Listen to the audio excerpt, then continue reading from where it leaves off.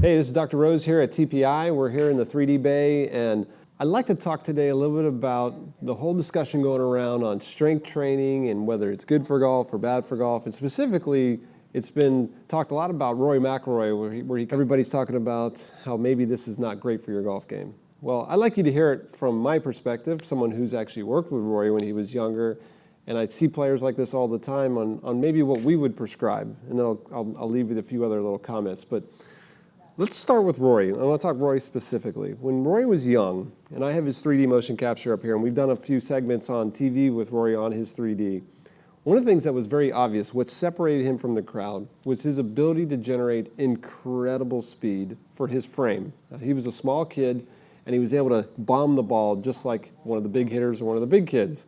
And one of the ways he did this was by creating incredible speed and velocity. Now, I always use this little equation, force equals mass times acceleration. In other words, if you want to create force, you've got to be able to accelerate really fast, and the more mass you have, the more force you can create.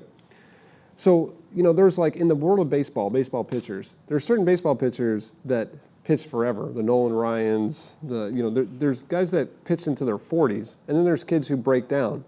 One of the things you'll notice is if you go back and look at baseball pitchers, and I've noticed this with one of our advisory board members, Dr. Tom House, the more mass they have, right? If they have a lot of mass, like a David Wells, they tend to be able to pitch longer because if you have more mass, guess what? You don't have to accelerate as fast to create the equal amount of force. Where if you have a really tiny kid, if you have to create all kinds of acceleration to create that same force, shoulders tend to break down in pitching. Well, the same thing's true in golf.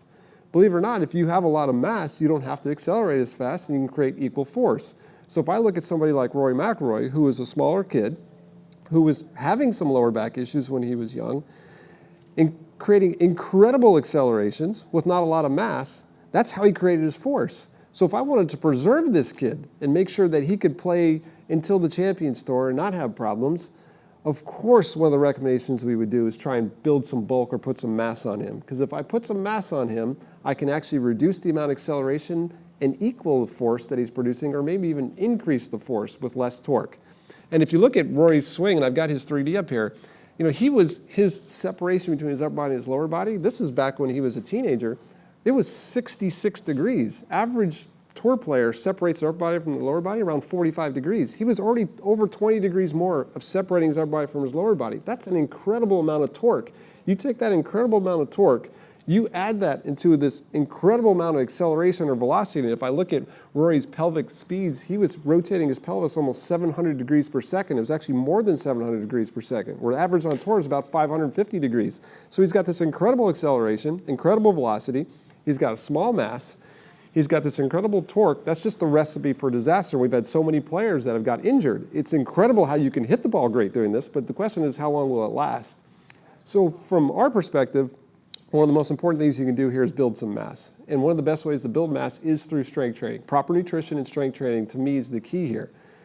So I think when you look at players and you say, oh, I can't believe they're doing that in the gym, you got to understand the background of why maybe they're doing these things. And if you have a smart trainer, somebody who actually can assess you, kind of like all of our TPI certified professionals that we teach them to make sure you evaluate where the problem is, you prescribe a safe program. The program's not hurting them, the program's preserving them. That's the whole goal. Now, if you do stupid stuff in the gym, just like you do stupid stuff on the golf course, of course you can hurt yourself doing anything, but that's not the point. The point here is that the exercise program is there to preserve his career and actually help him become a better player. So to me, to just say, I can't believe you're lifting heavy weights without any perspective, any background, is just plain old ignorant.